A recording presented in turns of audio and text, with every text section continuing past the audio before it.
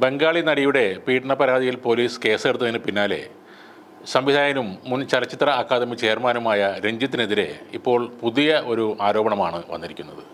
സിനിമയിൽ അവസരം ചോദിച്ചു വന്നപ്പോൾ പ്രകൃതിവിരുദ്ധ ലൈംഗിക പീഡനത്തിന് ഇരയാക്കിയെന്ന പരാതിയുമായി കോഴിക്കോട് സ്വദേശിയായ ഒരു യുവാവ് ഇപ്പോൾ രംഗത്ത് വന്നിട്ടുണ്ട്. ബാംഗ്ലൂരിൽ സിനിമയുടെ ഷൂട്ടിംഗ് നടക്കുമ്പോൾ അഭിനയമോഹവുമായിട്ടാണ് സംവിധായകനെ സമീപിച്ചതെന്നും ഹോട്ടൽ മുറിയിൽ വെച്ച് തന്നെ രഞ്ജിത്ത് പീഡിപ്പിച്ചു എന്നുമാണ് യുവാവിൻ്റെ ആരോപണം. അവസരം ചോദിച്ച് ഹോട്ടൽ റൂമിലെത്തിയ തനിക്ക് ടിഷ്യൂ പേപ്പറിൽ ഫോൺ നമ്പർ കുറിച്ചു തന്നുവെന്നും അതിൽ മെസ്സേജ് അയക്കാനും ആവശ്യപ്പെട്ടുവെന്നാണ് യുവാവ് പറയുന്നത്. ബാംഗ്ലൂരിലെ താജ് ഹോട്ടലിൽ 2 ദിവസത്തിന് ശേഷം എത്താൻ അദ്ദേഹം ആവശ്യപ്പെട്ടു. രാത്രി 10 മണിയോടെ ഹോട്ടലിലെത്തിയ തന്നോട് പുറകുവശത്തെ ഗേറ്റ് വഴി റൂമിലേക്ക് വരാൻ സംവിധായകൻ നിർദ്ദേശിച്ചു. ആ മുറിയിലെത്തിയപ്പോൾ മദ്യം നൽകി കുടിക്കാനായി നിർബന്ധിച്ചു. പിന്നീട് വിവസ്ത്രനാക്കിയെന്നും പീഡിപ്പിച്ചു എന്നുമാണ് യുവാവ് സ്വകാര്യ ചാനലിന് നൽകിയ പ്രതികരണത്തിൽ പറയുന്നത്. സിനിമാ മേഖലയിലെ പരാതികൾ അന്വേഷിക്കാൻ രൂപീകരിച്ച പ്രത്യേക പോലീസ് സംഘത്തിന് യുവാവ് മൊഴി നൽകി. 2012 ബാംഗ്ലൂരിൽ വെച്ച് പീഡനം നടന്നതെന്നും യുവാവ് പറയുന്നുണ്ട്.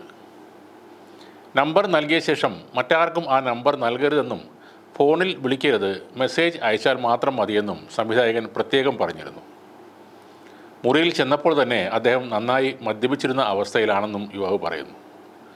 കുറച്ചു നേരം സംസാരിച്ച ശേഷം സംവിധായകൻ്റെ ശൈലി മാറുകയായിരുന്നു.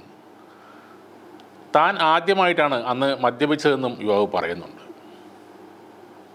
പിന്നീട് തന്നെ നഗ്നനായി കാണണമെന്ന് രഞ്ജിത്ത് ആവശ്യപ്പെടുകയായിരുന്നു. ഡ്രസ് മാറിയ ശേഷം കൺമഷി കണ്ണുകളിൽ എഴുതിച്ചു. പിന്നീട് ഭംഗിയുള്ള കണ്ണുകളാണെന്ന് പറഞ്ഞിരുന്നു. നഗ്നചിത്രം ഫോണിൽ എടുത്ത ശേഷം ഇത് അദ്ദേഹത്തിൻ്റെ ഗേൾഫ്രണ്ടിനെ കാണിക്കുമെന്നും പറഞ്ഞിരുന്നു. ഏതെങ്കിലും ഒരു കഥാപാത്രത്തിൻ്റെ ഭാഗമായിട്ടായിരിക്കും ഇത്തരത്തിൽ ചെയ്തതെന്നാണ് ആദ്യം കരുതിയത്. എന്നാൽ പിന്നീട് അദ്ദേഹം ചെയ്ത കാര്യങ്ങളൊന്നും പുറത്തു പറയാൻ പറ്റാത്തതാണെന്നും ആ യുവാവ് പറയുന്നുണ്ട്. 2012 ബാവൂട്ടിയുടെ നാമത്തിൽ എന്ന സിനിമയുടെ ചിത്രീകരണ സമയത്ത് കോഴിക്കോട്ടെ ലൊക്കേഷനിൽ വെച്ചാണ് യുവാവും രഞ്ജിത്തും തമ്മിൽ ആദ്യമായി കാണുന്നത്.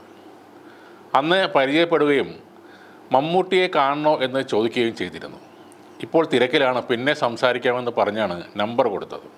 ബാംഗ്ലൂരിൽ ഹോട്ടലിൽ തന്നെ പീഡിപ്പിച്ചതിന് ശേഷം പണം തരാമെന്ന് രഞ്ജിത്ത് പറഞ്ഞതായും യുവാവ് പരാതിയിൽ പറയുന്നുണ്ട്.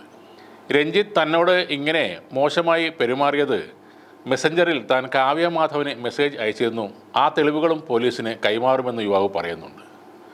കുറച്ച് നാളുകൾക്ക് മുമ്പ് ഇടവേള ബാബുവിനും മെസ്സേജ് അയച്ച് അവസരം ചോദിച്ചപ്പോഴും ഈ കാര്യം കൃത്യമായി പറയുകയുണ്ടായി.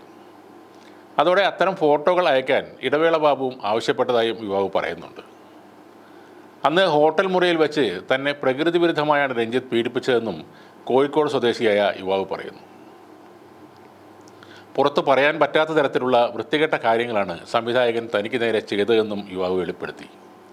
എല്ലായ്പ്പോഴും പുരോഗമനം പ്രസംഗിക്കുന്ന രഞ്ജിത്തിന് പീഡനത്തിൽ ആൺപെൺ വ്യത്യാസമില്ലെന്ന് കൂടി ഇതോടെ തെളിഞ്ഞിരിക്കുകയാണ്. നേരത്തെ ബംഗാളി നടിയായ ശ്രീലേഖ മിത്ര രഞ്ജിത്തിനെതിരെ ഗുരുതര ലൈംഗിക ആരോപണവുമായി രംഗത്ത് വന്നിരുന്നു. രഞ്ജിത്ത് സംവിധാനം ചെയ്ത പലേരും മാണിക്യം എന്ന ചിത്രത്തിൽ അഭിനയിക്കാനെത്തിയപ്പോൾ തൻ്റെ റൂമിലേക്ക് വന്ന് കയ്യിലും വളകളിലും തൊട്ടു. പിന്നീട് കഴുത്തിലും മുടിയിലും തലോടിയെന്നും മിത്ര ആരോപിച്ചിരുന്നു. ഇതിന് പിന്നാലെയാണ് ഇപ്പോൾ രഞ്ജിത്ത് രാജിവെച്ചത്. മലയാള സിനിമയിലെ മാടമ്പിയും കോഴിക്കോട്ടുകാരനുമായ രഞ്ജിത്ത് ഇങ്ങനെയൊക്കെ പെരുമാറുമെന്ന് വിശ്വസിക്കാൻ പലർക്കും ഇപ്പോഴും കഴിയുന്നില്ല. പക്ഷേ മലയാള സിനിമ അടക്കി ഭരിക്കുന്നത് തങ്ങളാണെന്നും ആരും ഒരു ചോദ്യം പോലും തങ്ങൾക്കെതിരെ ഉയർത്തില്ലെന്നും ഉറപ്പുള്ളത് കൊണ്ട് തന്നെയാവണം ഇത്തരം ചൂഷണങ്ങളും പീഡനങ്ങളും നടത്താൻ ഇവരൊക്കെ തയ്യാറാവുന്നത്.